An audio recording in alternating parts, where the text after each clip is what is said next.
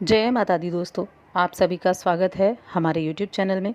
दोस्तों, आज की इस वीडियो में हम बात करने वाले हैं 7 मई और 8 मई 2021 के कुंभ राशि फल के बारे में। कुंभ राशि के लोगों के लिए ये दोनों दिन कैसे रहेंगे, इन 2 दिनों में ग्रह नक्षत्रों की स्थिति क्या होगी, क्या योग होगा और उनका प्रभाव आपकी दिनचर्या पर कैसा होगा, जानेंगे सब कुछ विस्तार से आपके जीवन से जुड़े हर क्षेत्र के बारे में। फिर वो आपकी शिक्षा हो, व्यवसाय हो, नौकरी हो, आपका पारिवारिक जीवन, दाम्पत्य जीवन, प्रेम जीवन।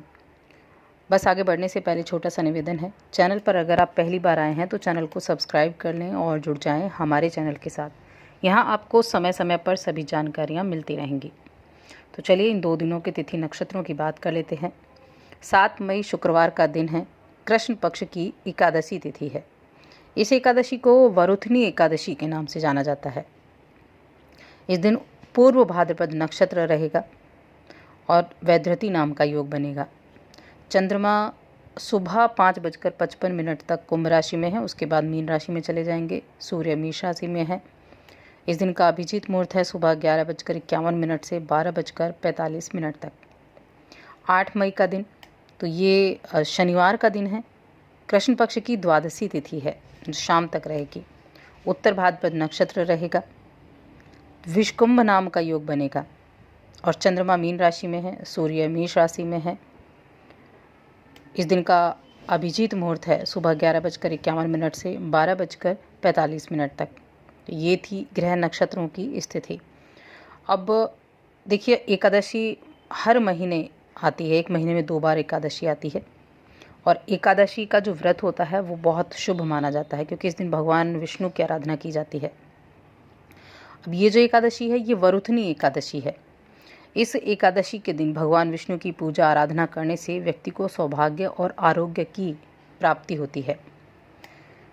अगर आप इस दिन का व्रत रखते हैं तो बहुत अच्छी बात है। व्रत नहीं रखते हैं तब भी आप सुबह को भगवान विष्णु की और साथ में माँ लक्ष्मी की आराधना ज़रूर करें और शाम के वक्त तुलसी के पास एक दीपक भी जलाएं और दीपक जलाते हुए एक 7 परिक्रमा उस तुलसी के पौधे की करें। ओम नमो भगवते वासुदेवाय नमः इस मंत्र का जप करते हुए, तो निश्चित रूप से दिन आपका सुखमय रहेगा। अब पहले 7 मई की बात करते हैं। 7 मई का दिन, अगर आपको कुछ स्वास्थ्य संबंधी परेशानी चल रही थी तो उसमें काफ़ी राहत देखने को मिलेगी। किसी तरह के आर्थिक लेन देन में फंसने से सावधान रहना है। कुछ संदिग्ध आर्थिक लेन देन के आपके आसपास होने के योग हैं, तो ऐसी चीज़ों से सावधानी रखनी है और ऐसी जानकारी जाहिर न करें जो व्यक्तिगत हो, जो गोपनीय हो।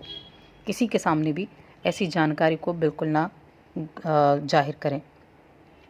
व्यावसायिक तौर पर जुड़े हैं तो कोई मीटिंग हो सकती है।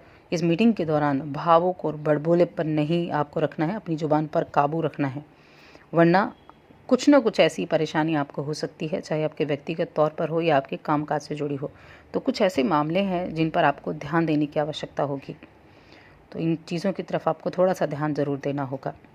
आपके अधिकारियों के लिए अधिकारियों से बात करने के लिए दिन ज़रूर अच्छा है। कुछ परेशानी है या आप कुछ उनको बताना चाहते हैं, कुछ उनके सामने रखना चाहते हैं, तो इस चीज़ के लिए अच्छा दिन है, लेकिन सोच समझ कर कदम उठाना है, क्योंकि आपके आसपास का वातावरण कुछ खास अच्छा नहीं होगा। इसलिए सावधानीपूर्वक काम करना होगा।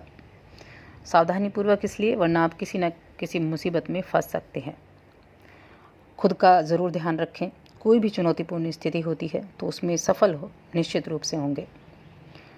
जो 8 मई का दिन है, यहाँ चंद्रमा आपके द्वितीय भाव में जा चुके हैं, धन भाव में, और धन भाव में चंद्रमा को पीड़ित करने वाला भी कोई नहीं है, तो स्थिति ये जो है अनुकूल रहेगी। जो कड़ी मेहनत कर रहे हैं, इस दिन आपको अपनी मेहनत का फल मिलेगा। आपकी मेहनत से आप हर तरह के तनावपूर्ण वक्त पर भी विजय प्राप्त कर पाएंगे। तो 7 मई के दिन थोड़ी सावधानियां ज़रूर रखनी है, लेकिन 8 मई का दिन काफ़ी अच्छा रहेगा। आप अपनी कामकाज पर पूरा ध्यान दे पाएंगे। अगर आपने पिछले कुछ दिनों में खुला खर्च किया है तो निश्चित रूप से आपको टेंशन तो होगी ही, इसलिए सतर्क रहें। पाई सोच समझ कर खर्च करें। जो चीज़ ज़रूरी नहीं उसे बिल्कुल भी, उसे कतई ना लें, उस पर कतई खर्च ना करें।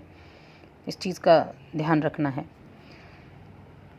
चंद्रमा द्वितीय भाव में है, सूर्य तृतीय भाव में है, चौथे भाव में बुध और शुक्र बैठे हुए हैं, पंचम भाव में मंगल बैठे हुए हैं।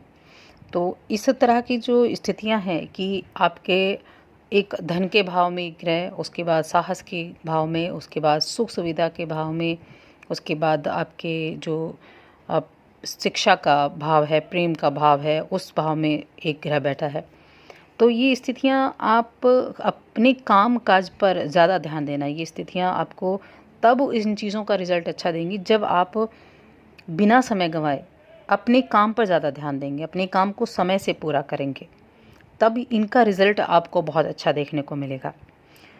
नौकरी करते हैं तो वहाँ अपना 100% दें, जिस भी काम को आप करते हैं वहाँ अपना 100% देने की कोशिश करें। अगर आप कामयाबी चाहते हैं, अगर आप अपने कामकाज में सफलता प्राप्त करना चाहते हैं।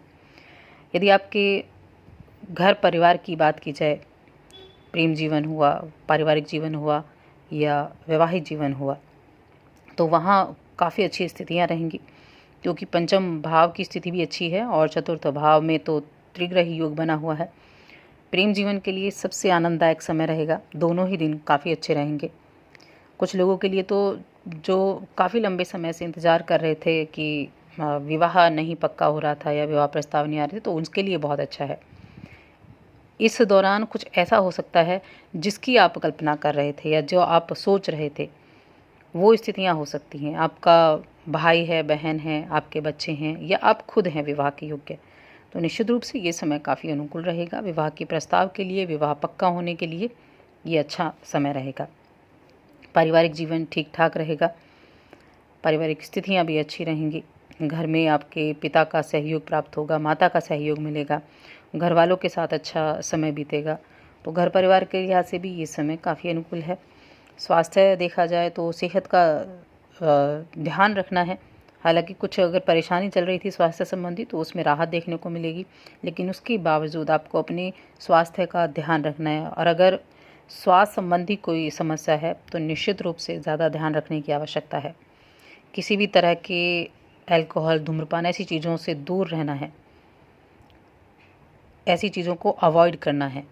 और इस हालात में तो बिल्कुल, जहाँ ये महामारी का आलम है, तो ऐसी चीज़ों में तो, ऐसे समय में तो आपको ज़्यादा ध्यान रखने की आवश्यकता होगी। पौष्टिक आहार लें, योग करें, मेडिटेशन करें, स्वास्थ्य का ध्यान रखें, अपनी इम्यूनिटी को बढ़ाएं। विद्यार्थियों के लिए भी ठीक ठाक समय रहेगा। और 7 मई जो एकादशी तिथि है, इस दिन का ज़रूर आप लाभ लें। आप व्रत रख सकते हैं या व्रत नहीं रखते हैं तो आप भगवान विष्णु का मनन अपने मन ही मन पूरा दिन आप करते रहें, तो निश्चित रूप से उनका आशीर्वाद आपको मिलेगा। साथ ही चैनल को सब्सक्राइब कर लें और हमारी इस वीडियो को ज़्यादा से ज़्यादा लाइक करें, शेयर करें।